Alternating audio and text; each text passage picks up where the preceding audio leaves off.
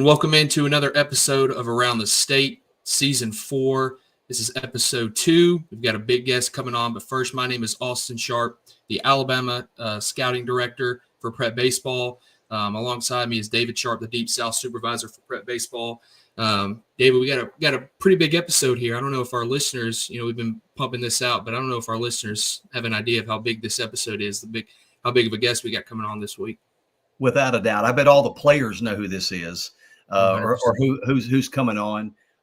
Obviously, we are pumped, and, we're always looking for ways to, make this podcast even more enjoyable for our audience. And, we thought, hey, man, nothing better leading up to the Super 60, nothing better than bringing on the one, the only Shooter Hunt, our Vice President of Scouting for Prep Baseball, all the way from the West Coast, live and in person with us.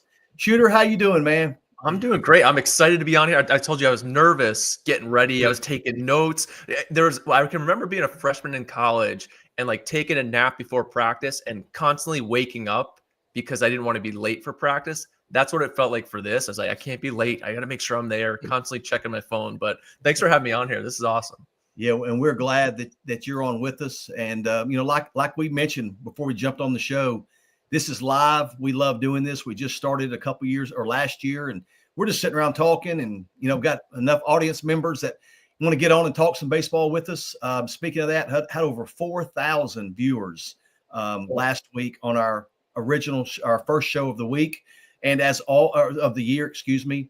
And as always, if anybody has any questions or comments, I know we took some questions for Shooter, and we'll get to those here in just a little bit. But if you've got questions or comments, always don't hesitate to put that in the comments section.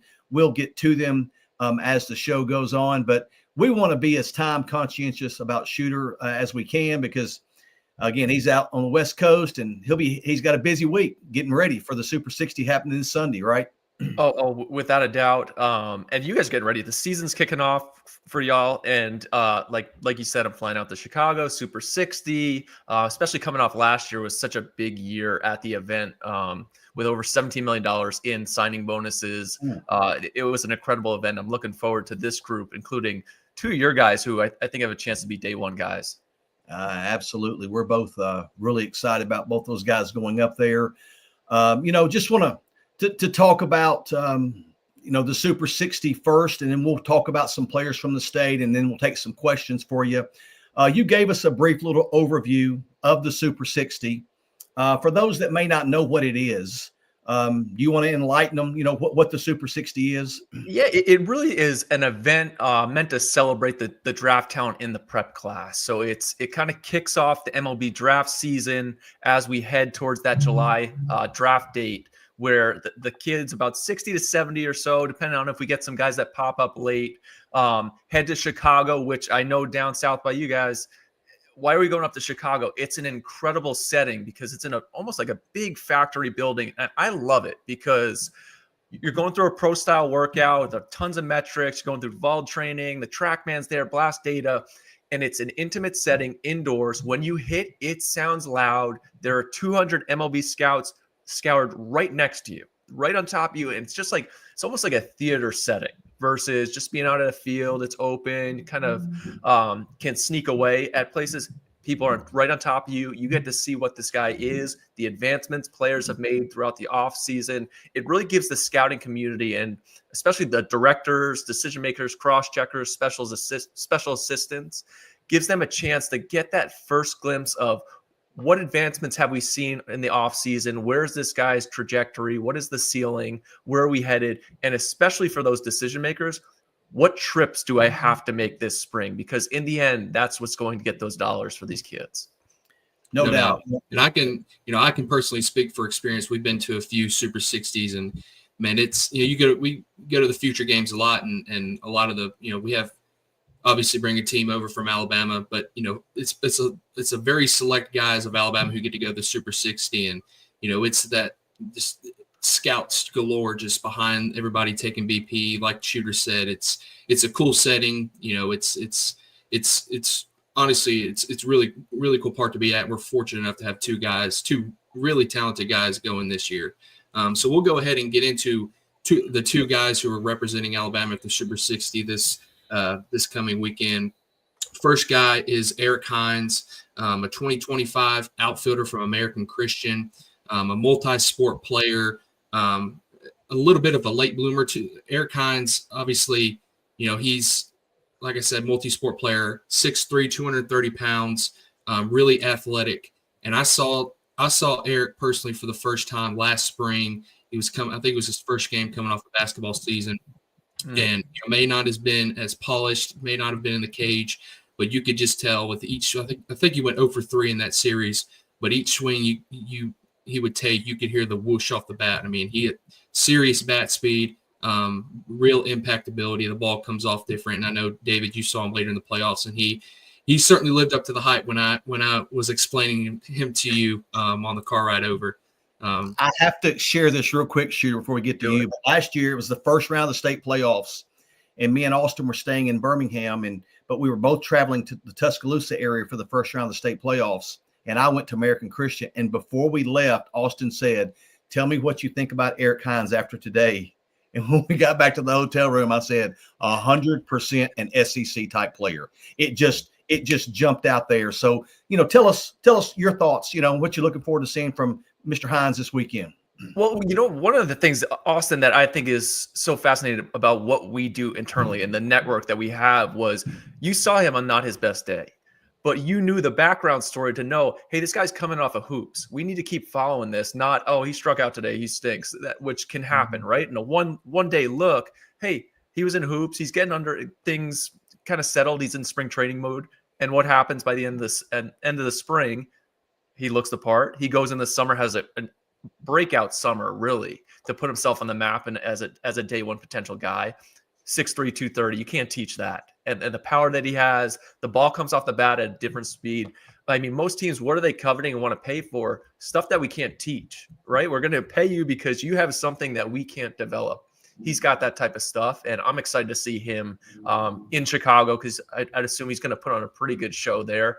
And again, that indoor setting, it sounds so loud. I can think back to Jared Kelenic, Alec Thomas, all these big-time guys, Max Clark recently, just really some thunderous sounds in there, and I expect him to do the same.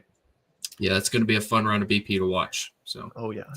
Well, speaking of electric round of BP, our next guy headed up is another 20, obviously a 2025 third baseman, right-handed pitcher. He dabbles on the mound, and it's low 90s, upper 80s, low 90s.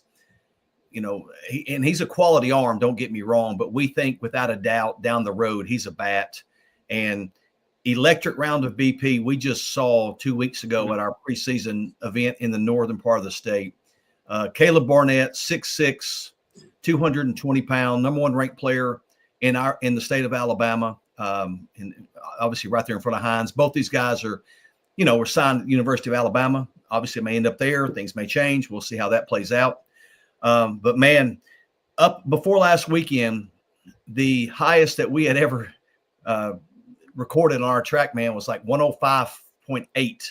104.9. 104.9. And Barnett steps in there, and I believe the first pitch, or it was one of the first 3 or 4 swings. We looked, I'm taking notes, and Austin says, "Wow." And I look, and it's 109. And the next swing is 107.3. The next swing is 107.5. The next swing's 104, 103. I mean, it wasn't just one loud swing. It was the average TrackMan velocity was like 102 or 103. It was above 100 on the average TrackMan velocity. And I think that was the more impressive part to me, which you can square the baseball up on one swing and get into one and it be 109.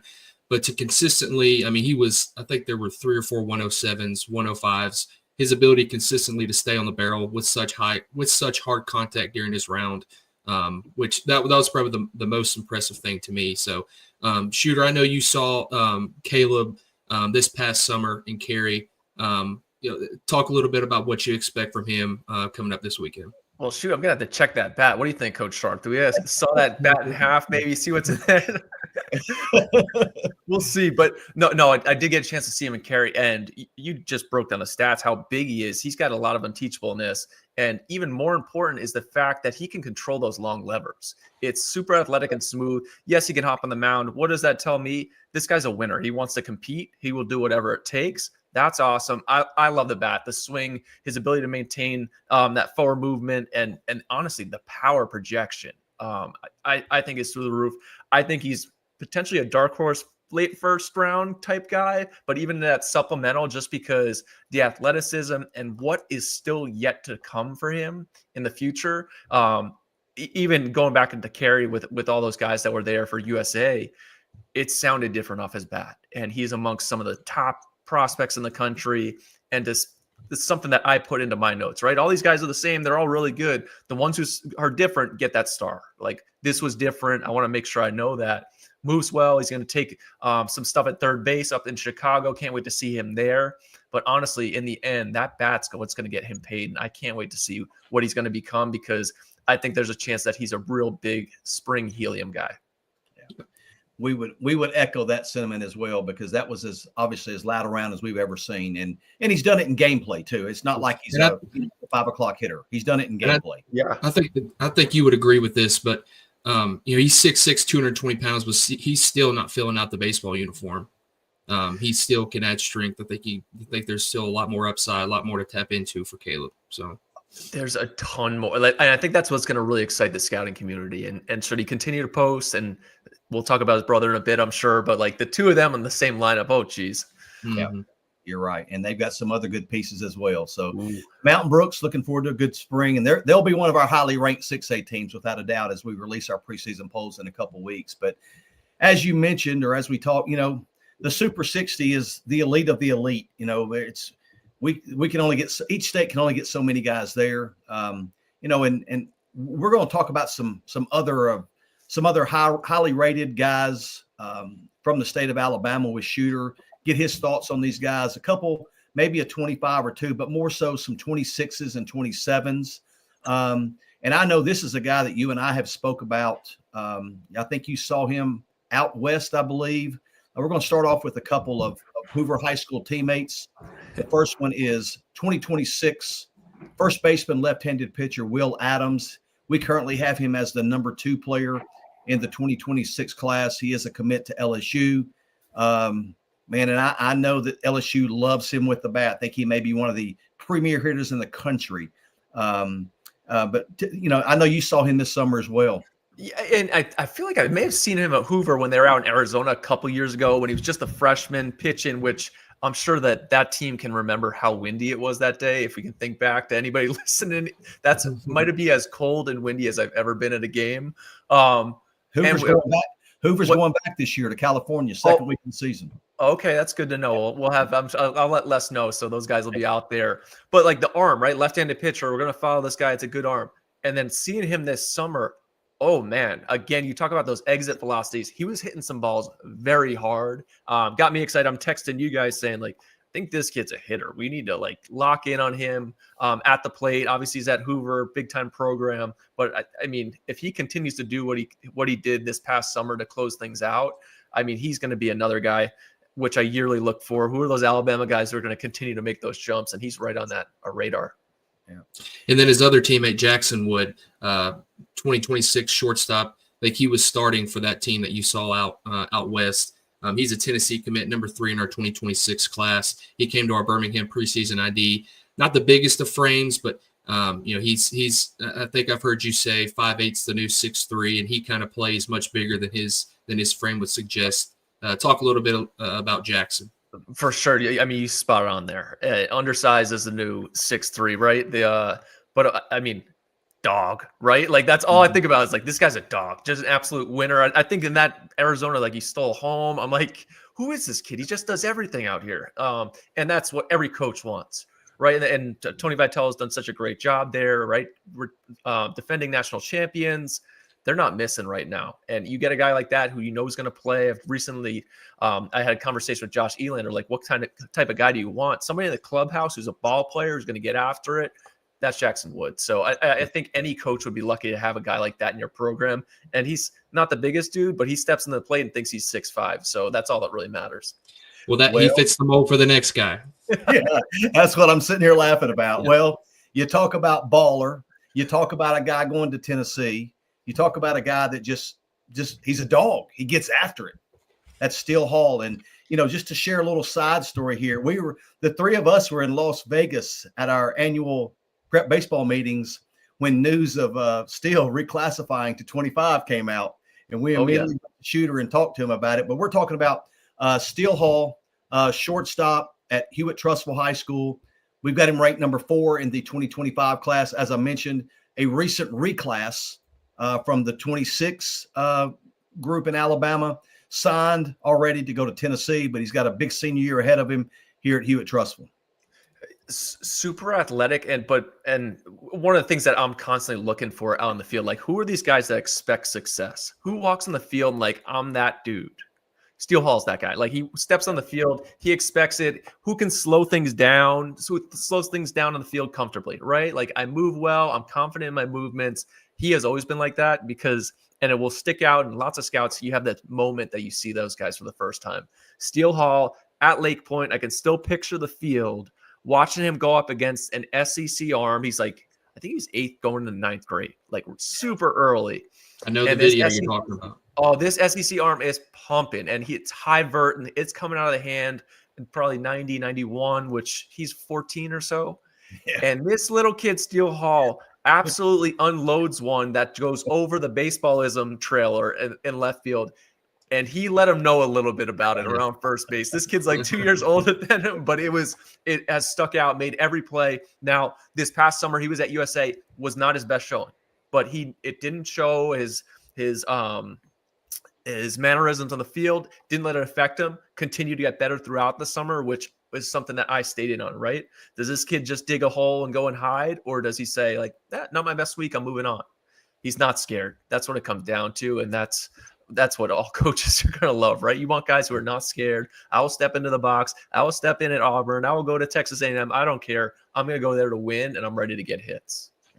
I remember my first visual of Steele Hall. You remember Steele when we were playing? He was on our first or second JFG team.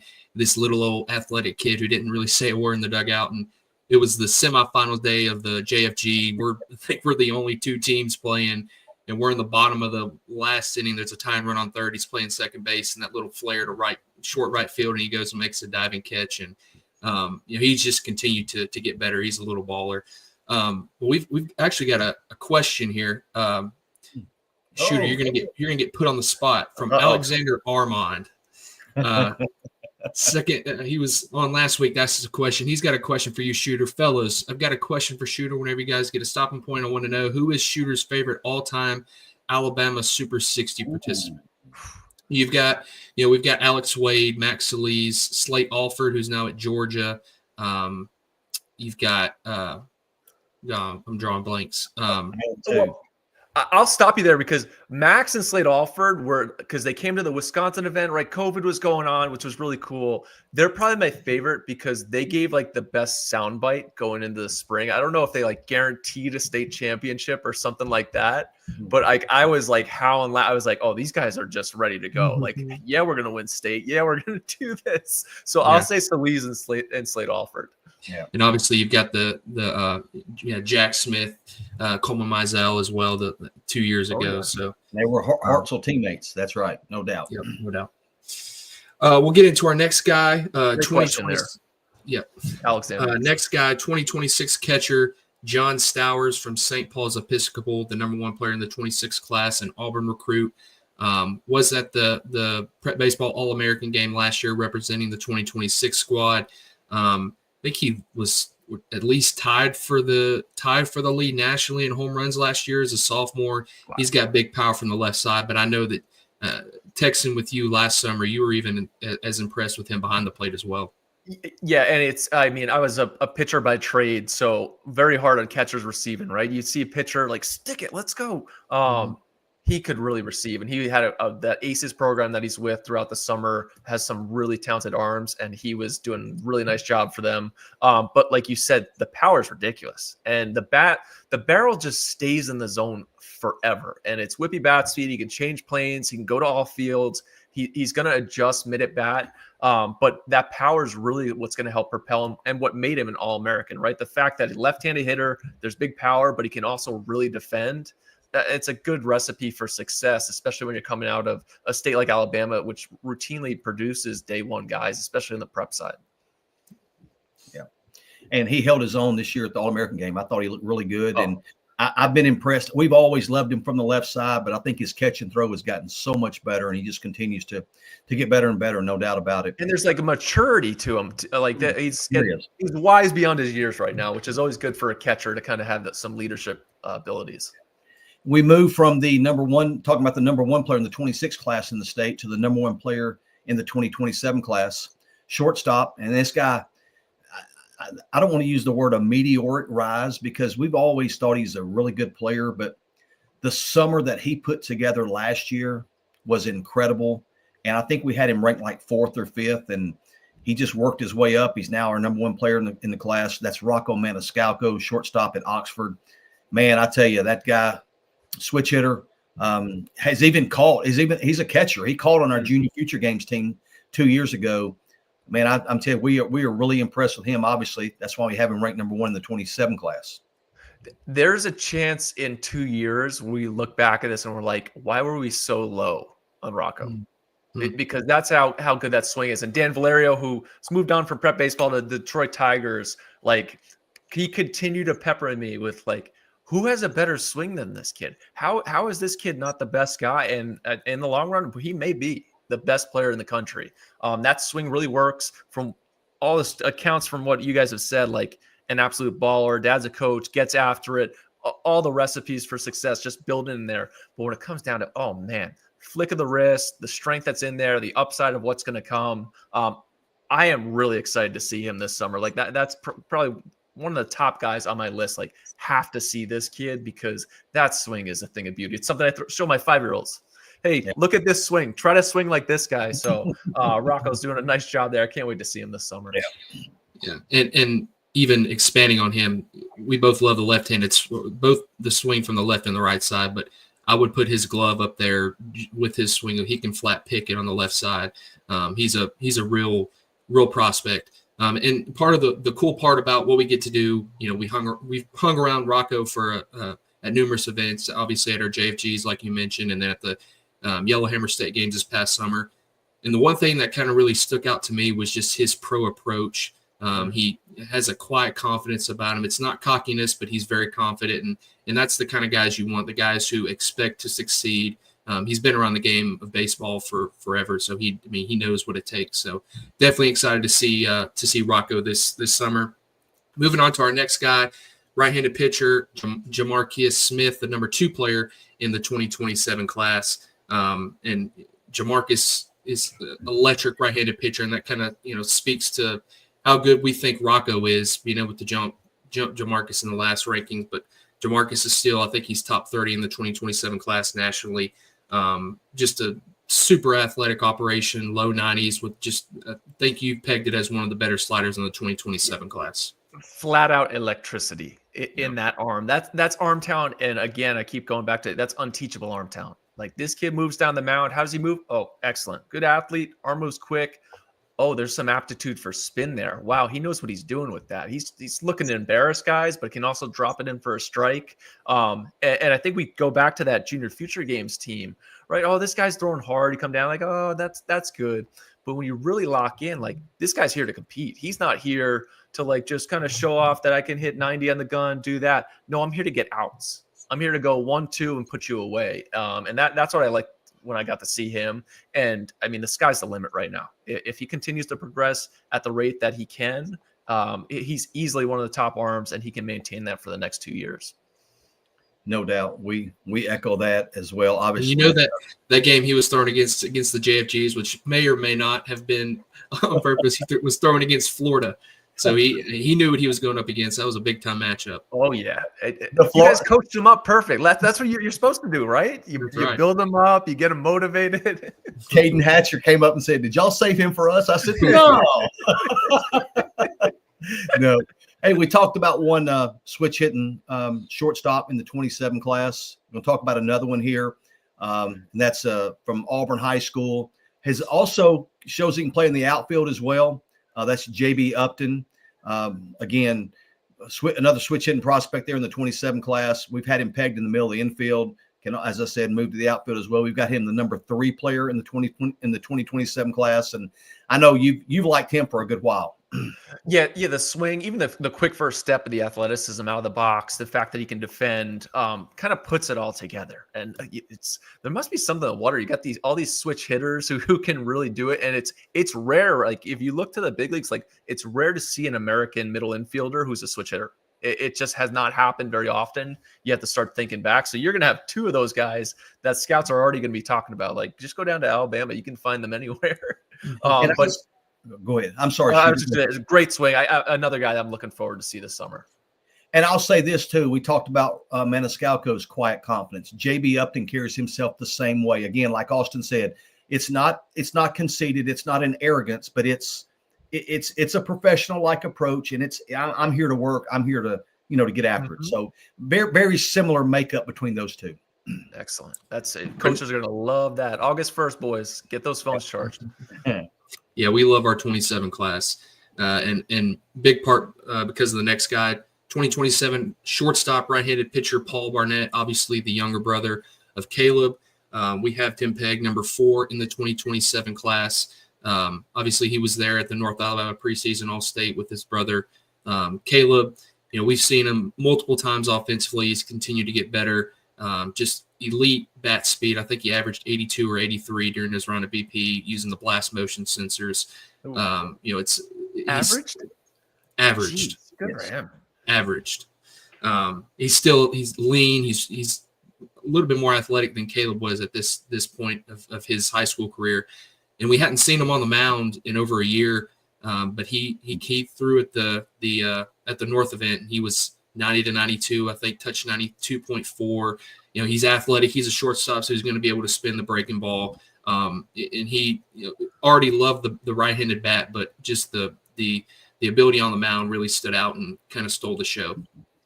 Coach Sharp, I feel like this Future Games team has a chance to be pretty good. You're going to be saying, I want California, I want Texas, I want Florida, maybe Georgia. We'll take anybody on. Maybe you're going to have practices all summer.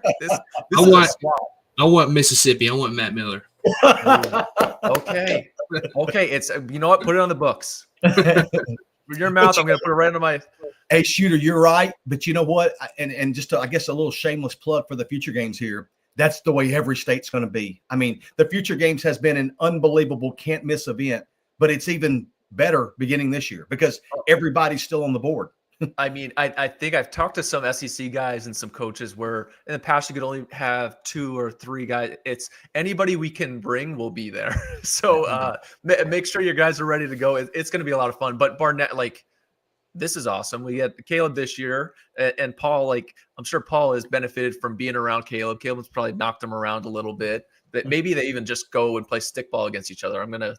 I'll pitch, you hit, and we just kind of go back and forth, and they get to do that. But some great genes there. Another guy, hey, I may just be sitting in your dugout at the Future Games at this point. So, get ready for that. Yeah, you talk about meteoric rises with Rocco. I don't think I put Paul up there. I remember him 2 years ago at the JFGs. Man, he's really stepped up his game. He's developed. He's been able to see Caleb go through the ranks, and I think Paul may have as high of a ceiling, if not higher, than Caleb.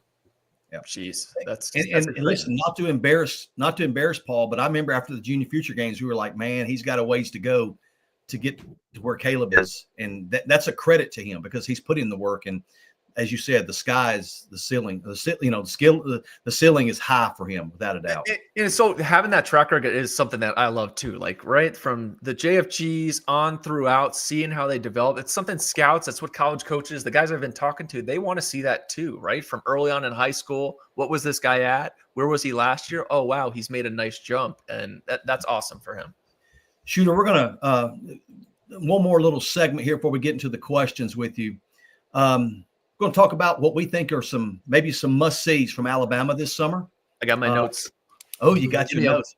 Give me them. I need to know this. I need to know. You weren't lying then, man. You've been taking notes, getting ready for this. First guy, he is a 2026. It's Andrew Bennett. You know Andrew, right-handed pitcher from Mobile Christian. The thing with Andrew, I think the reason that we think he's a can't miss, want to see him this summer is because he's coming off of an injury, coming off Tommy John. He was a 2027. He reclassed to the 2026 group. And, when he was in that 2027 class, he came over and was with our Junior Future Games. It was the year before Jamarcus, wasn't it, Austin? Yes. Yes. Year before, 3 years ago. I think he threw against Florida too, if I'm not mistaken. 100%. No love lost for Florida. He threw against Florida as well. And obviously when he was still in the 27 class, we had he and Jamarcus right up there at the top. I think 2 and 3, 1 and 2, 1 and 3 at the top of the 2027 rankings. Well, Andrew reclassified to 26s, coming off injury. But, we've heard that he's back healthy, that he's upper 80s, maybe touching some 1s and 2s, possibly. I've heard even higher. Well, maybe even higher. And the good thing is, our second weekend of the season, the South Alabama Showdown, Mobile Christian is in it. So we hope to see him in the event. But he's a can't miss guy this year, man, this summer. Yeah. That's huge for you guys to follow that too. I'm always adamant, like you can lose track. Like this guy was hurt. And even at our Super 60 last year, a kid named Cash Mayfield, big left-hander, ended up being a first-rounder, has a great Super 60. But he didn't pitch all summer. He had gone through his high school season, was a little banged up, too many innings, whatever it may have been. He missed out on the entire summer. So all of a sudden, like off the draft radar, comes to the Super 60. We kind of stayed in contact with him. He comes, blows up, and the rest is history. His first round of the Padres. But for you guys to follow, like, hey, yes, this guy's hurt, but he's going to come back, and he will be able to help some program out there. So college coaches, add that name. Yep. Yeah. Our next guy, I'll go ahead and take the two guys because they're a little bit similar. They were both at the South event in Mobile a couple weeks ago. First guy, both catchers. First guy, Brew Milner, 2027 from Tallahassee. Yeah. And then the other guy, Colton Boyd, 2027 catcher from Orange Beach. We have Brew, number 5 in the 27 class. Colton's number 52, but he will be getting an update in the next cycle.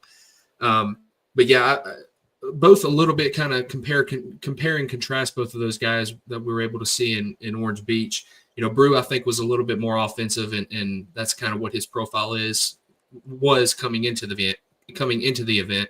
It's big time impact ability, gap to gap approach, high exits was, I think, 99.6 or 7 off the bat. He's a middle of the order type bat. Can defend some. I think he was 181 to 210 pop times behind the plate. Has arm strength. Good receiver. And then Colton, I think, is as polished as a defensive catcher in the 2027 class, at least from what I've seen. He's been a starter for Orange Beach ever since his 8th grade year. Bat has continued to get better, and was, I think, was right up there with Brew, 99 exit velocity. So a little bit different styles of approaches to the game, but both really high level prospects. Love those guys. Brew, we've been talking. I saw a quick video, I think, from last year about those guys. But you guys always have great catchers too. Each class, I think, like Grant J now, who we love back in high school. Now he's going to have a big draft year. So always looking for those good guys behind the plate. Yeah, it's you may have seen Brew Milner, because when just a little side note, this past year we had the border battle with Mississippi, where we have a 25, a 20, we have a combined 25, 26, and a combined younger kids, and we ended up tying. I think was it 3 games each, Austin, or 2 games each? Yeah, it was 3. It was tied up. Yes, 3 and 3, and so we had a home run derby to decide the winner, and we picked Brew Milner, and he left the yard about 8 times. Good job, Brew. And we were able to beat Matt Miller and the Magnolia State. So that's all. You were saying going into the tiebreakers, I don't know if you're going to be able to get any out. I don't know if we're going to have any home runs. We don't want to be here forever. I mean, it was like 5 out of 8 he hit out. He said, "Coach, I got this. I got this." Yeah. Let's go home. And he did. He did. But again, those are 2 really good catchers in the 2027 class. Colin Shamlin says, "I'm glad Matt's not listening. He's catching some heat." Well, now you got Matt. We might have to put you guys under the lights at the future games, like the marquee game under the lights. Here's the border battle. No doubt. Well, man, we are going to have one last segment with Shooter, and then he's got to run. He's ready to get to the Super 60 this weekend.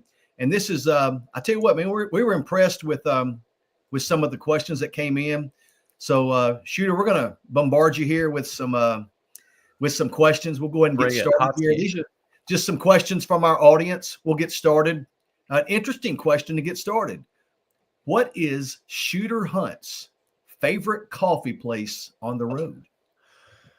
I each place I go to, I'll go with the one in Alabama. I think it's Domestic in Birmingham. So if you're going through Birmingham, real close to UAB, great spot. A nice mom and pop shop. They got some really good coffee, some good beans. It's like Tique. However I say that. Somebody let me know. I've never had a cup of coffee in my life, Shooter. I don't know. Coach, I'm a connoisseur. I got to keep going all day. I need a little, just one in the morning. I can't do it afternoon. Diet Mountain Dew. That's what I drink, man. Austin, I'll get this next question, then I'll let you get the next two. Is that good? Let's go. Right? We've we haven't been able for Shooter to give himself some credit. I guess that's our fault. This next question, tell us about your playing career and what position do you play, kind of your background and how you kind of how prep baseball found you. Well, I played collegiately. I played for a year at the University of Virginia before transferring over to Tulane. I went to school as a two-way. I was a catcher and a pitcher. More so thinking I was a catcher throughout high school. I'm sure that there's lots of guys I see now, almost a soft spot for those catchers where I'm like, hey, buddy, you may be hopping on the mound. It's going to be pretty good soon. So that was me. Became a pitcher. I was drafted in the first round in 2008 by the Minnesota Twins. Went off and played. Never made it to the big leagues, unfortunately. But when I went back to school, I coached at Tulane as well. And then kind of made my way into prep baseball. I was transitioning at the time, just lucked into being around Sean Duncan pretty much for a whole summer, following around a couple of events, helping out in New Jersey, back actually at a tournament at IMG that I met him at that summer as well, talking baseball. And then this role came and we were growing a lot. I think even the first summit, Sharpie, you were at that first summit where just kind of getting things going and loving every second of it, right? Being at the ballpark every day is incredible. You are correct in that statement. That's right. Our next question for you. What is one of the main, and again, these are from this one came in from a player. What is one of the main things you look for when evaluating a player outside of his tools?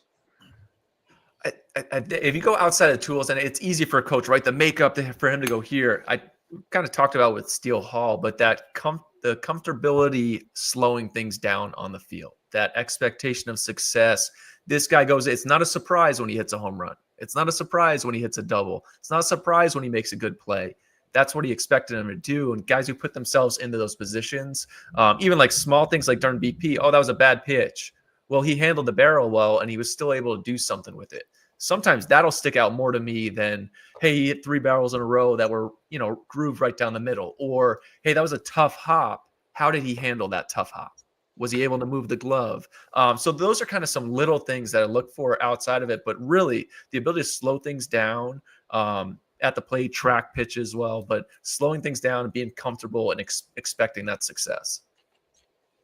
Our next one, I think from another player as well, and I'm going to expand a little bit on this question and kind of get deeper into it.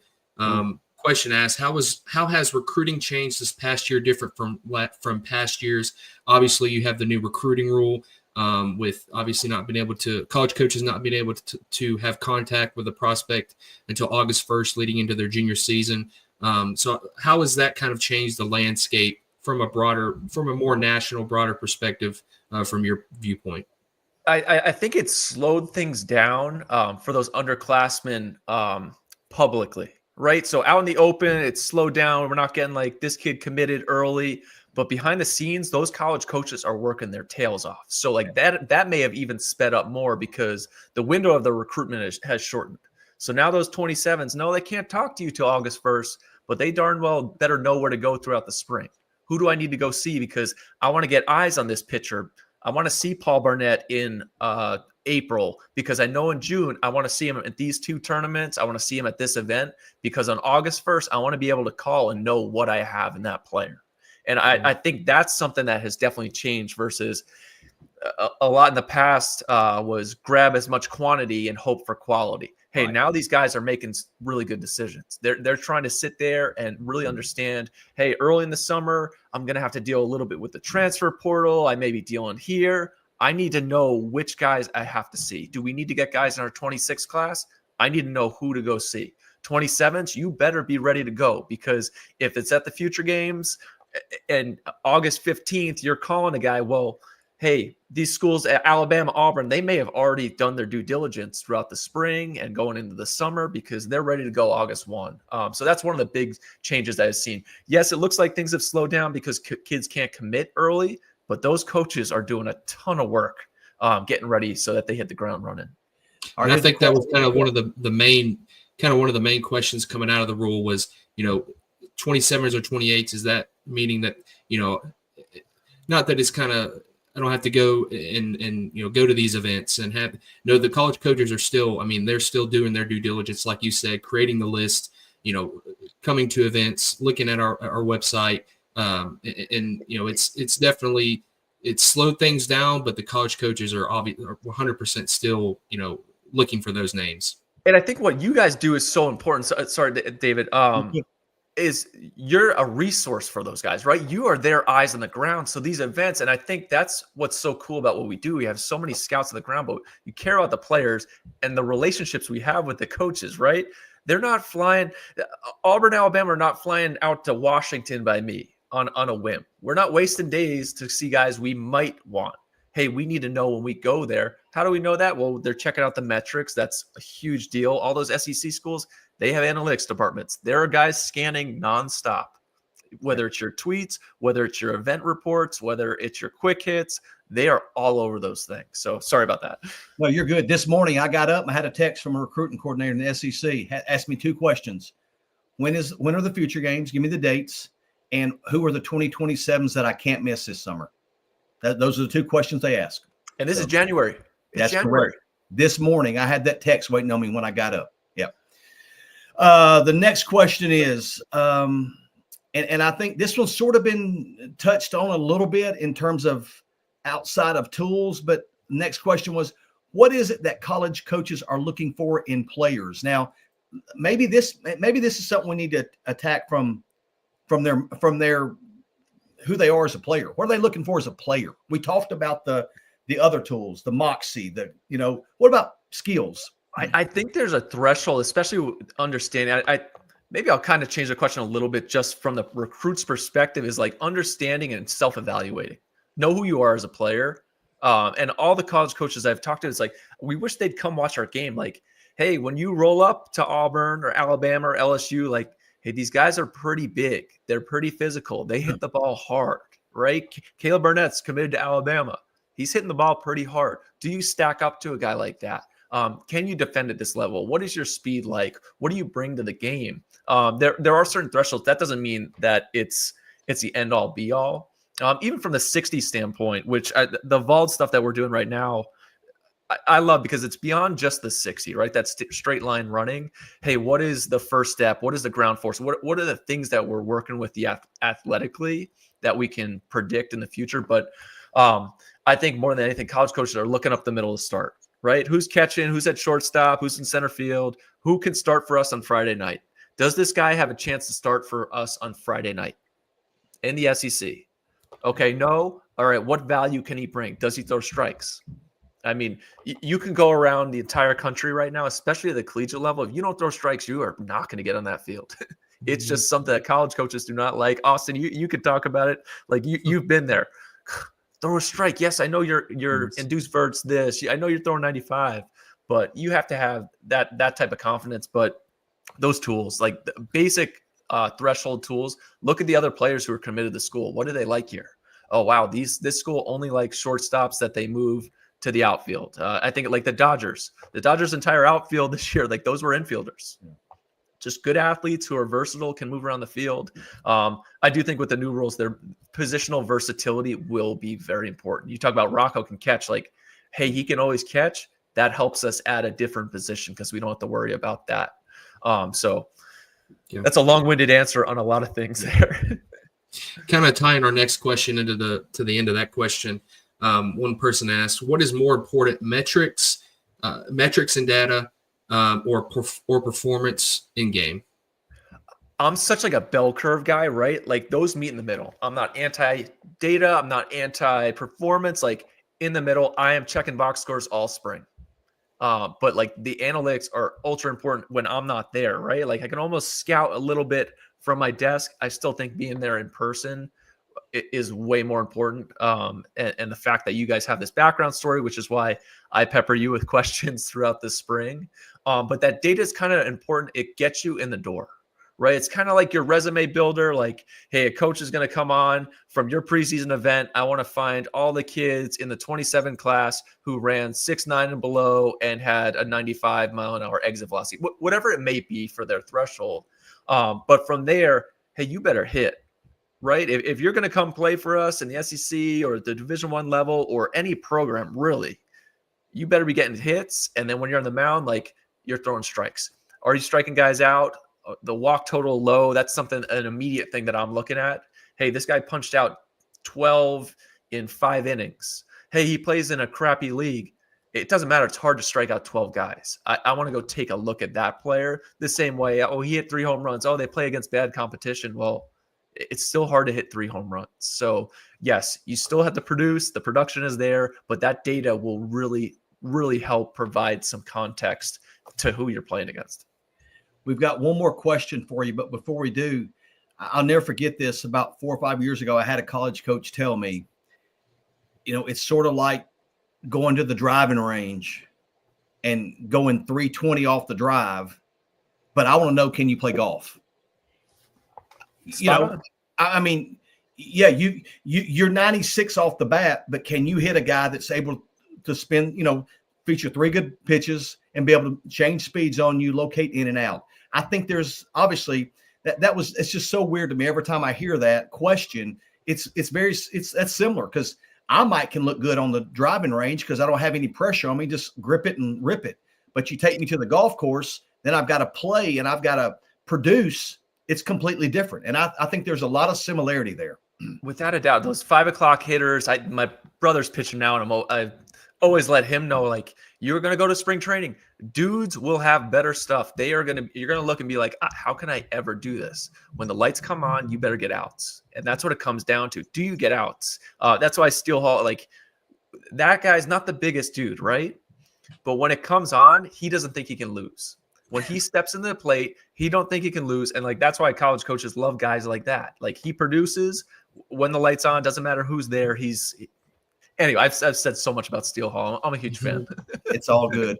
And our last question, and we sort of saved this one for last for you. I mean, we are anxious to hear your answer here. Going to put a little pressure on you. How would you rank the talent in Alabama against the talent from the other southeastern states and the rest of the country? Now, let me help you out first. We know we've got the Floridas, the Texas, and the Californias. We know we've got those guys. I mean, that's, we're self-evaluating, like Shooter said. Yeah, we're self-evaluating. So take those out, but Alabama against the other states, average size states. Well, you know what's interesting, especially down south, like the historic success of those drafts. Like think about all the first rounders, even recently that you guys have had. It's not spread out everywhere, right? And especially down by you, there's something going on in Alabama where these guys are really good. You want to know what else will really help you guys for the next decade, 15 years? Is that Gunnar Henderson's from the state of Alabama. So at all times, anybody who looks good, hey, Alabama, Gunnar Henderson. 40 team or 40 picks passed on this guy. But like I was going through all your recent classes and like each year, a draft guy is going to be down there. You better be ready. There's going to be a first rounder, a top 2 rounder. So like that's something I always look for. And going throughout all the states, right, there's a lot's population based, which now I'm diving even way deeper into data, right? What are the bigger population zones? Okay, we're going to find these guys, but you guys are knocking up there and punching up in weight. And the fact that you're producing some huge high level first rounders, big league talent, whether it's at the prep level or I'm thinking even like a Justin Foscue type who goes off to college and is a first rounder to college. This year you'll have some good guys. But you guys are doing okay. I'm not going to make any blanket statements against Mississippi or Louisiana if that's what you're looking for, though. I'm like a true politician on here. You guys got me. I'm getting ready for He's been debate. trained. He's been trained. I even heard you say y'all earlier, man.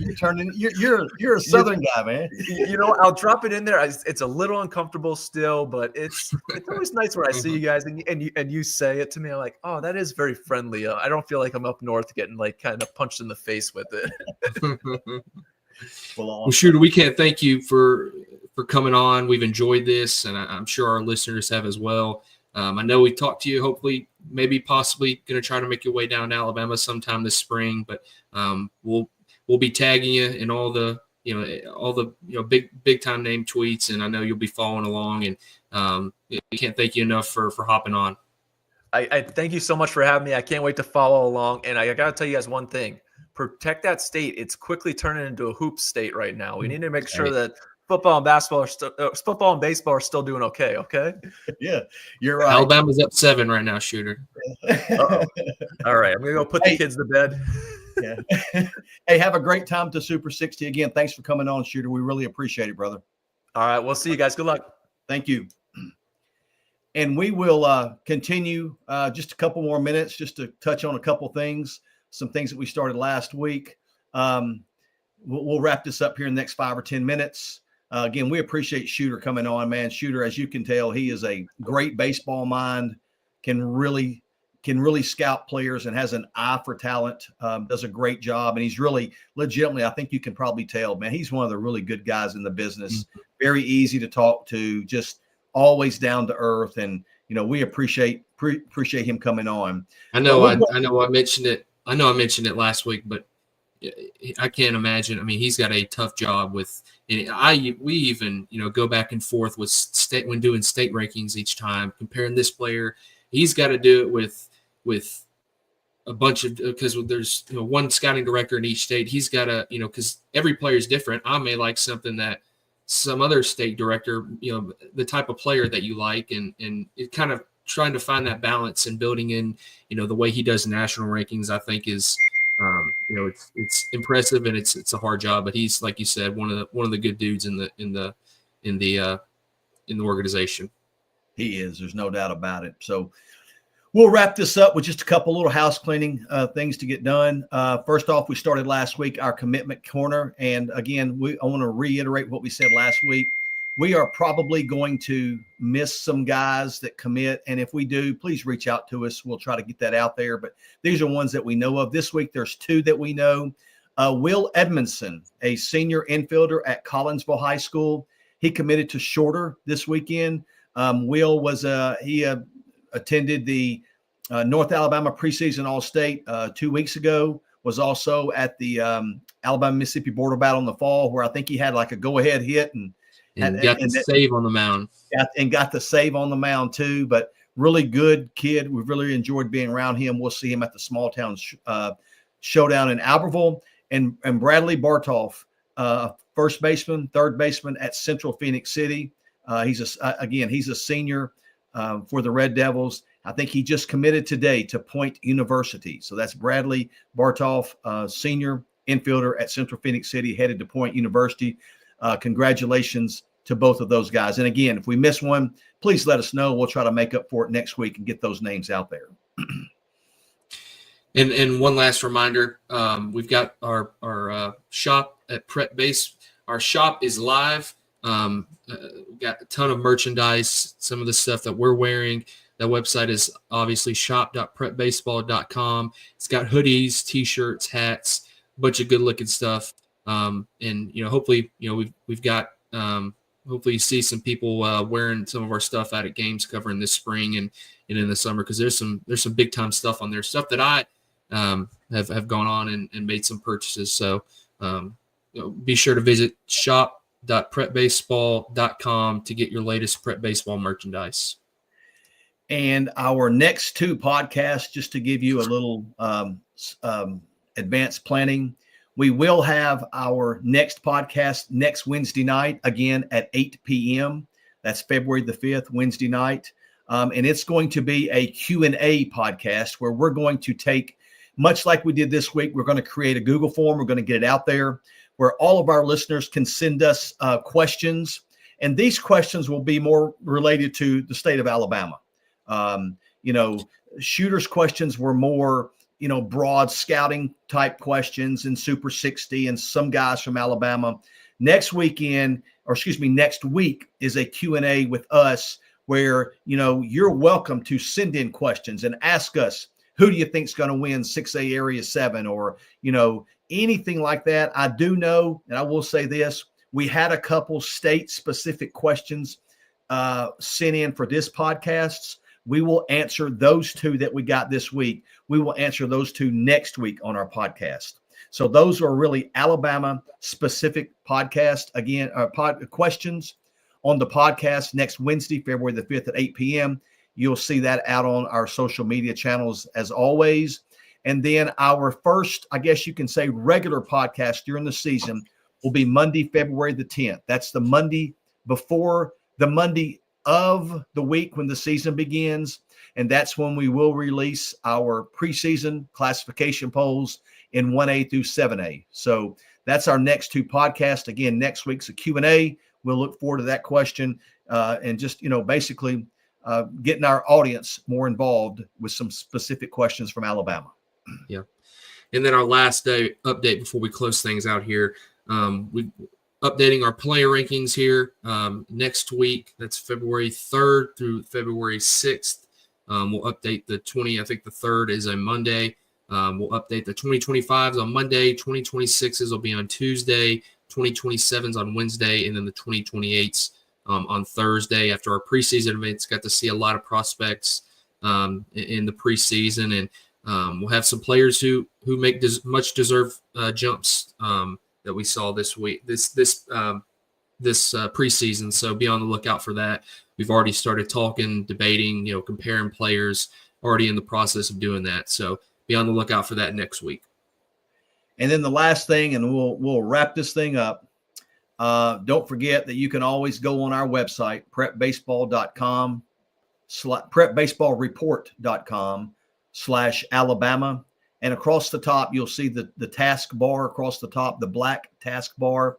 There is a tab up there labeled AHSAA. And that's where you can go throughout the season and you can see all of our team previews that we've done. We also have our 3 high school events up there, and we will be putting our scout blogs in there once we get into the season. So that's where we will house all of our stuff for the high school season coming up.